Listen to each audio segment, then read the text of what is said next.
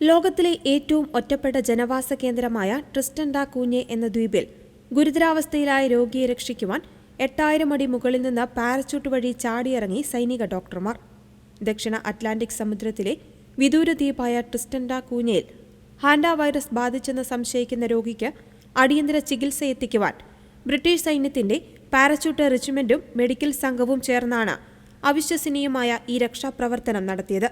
വിമാനത്താവളമില്ലാത്ത കടൽ മാർഗം മാത്രം എത്താൻ കഴിയുന്ന ഈ ദ്വീപിലേക്ക് 8000 അടി ഉയരത്തിൽ പറക്കുന്ന വിമാനത്തിൽ നിന്നാണ് 6 പാരാട്രൂപ്പർമാരും ഒരു മെഡിക്കൽ കൺസൾട്ടന്റും ഒരു നഴ്സും പാരച്യൂട്ട് വഴി ചാടിയിറങ്ങിയത്.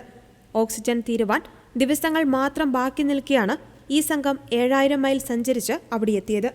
മാനുഷിക പരിഗണന മുൻനിർത്തി മെഡിക്കൽ സംഘം പാരച്യൂട്ട് വഴി ഇത്തരത്തിൽ ഒരു സ്ഥലത്തിറങ്ങുന്നത് ചരിത്രത്തിൽ ആദ്യമാണെന്ന് ബ്രിട്ടീഷ് പ്രതിരോധ മന്ത്രാലയം അറിയിച്ചു. രോഗബാധിതനായ വ്യക്തിക്ക് MV ഹോണ്ടീസ് എന്ന ക്രൂയിസ് കപ്പലിൽ നിന്നാണ് വൈറസ് പടർന്നതെന്നാണ് കരുതപ്പെടുന്നത്. കപ്പലിലുണ്ടായിരുന്ന 8 പേർക്ക് രോഗം സ്ഥിരീകരിക്കുകയും ഇതിനോടകം 3 പേർ മരണപ്പെടുകയും ചെയ്തു. വെറും 7 മൈൽ മാത്രം വിസ്തീർണമുള്ള ഈ ചെറിയ ദ്വീപിലേക്ക് കൃത്യമായി പാരച്യൂട്ട് വഴി ഇറങ്ങുക എന്നത് അതീവ വെല്ലുവിളിയായിരുന്നു. ലക്ഷ്യം തെറ്റിയാൽ സമുദ്രത്തിൽ വീഴുവാനുള്ള സാധ്യത ഏറെയായിരുന്നു. അതേസമയം കപ്പലിലുണ്ടായിരുന്ന മറ്റ് യാത്രക്കാരെ ടെനറൈഫിൽ എത്തിച്ച് പരിശോധനകൾ നടത്തി. ബ്രിട്ടീഷ് പൗരന്മാരെ നാട്ടിലെത്തിച്ച് ഐസൊലേഷനിൽ പ്രവേശിപ്പിച്ചിരിക്കുകയാണ്.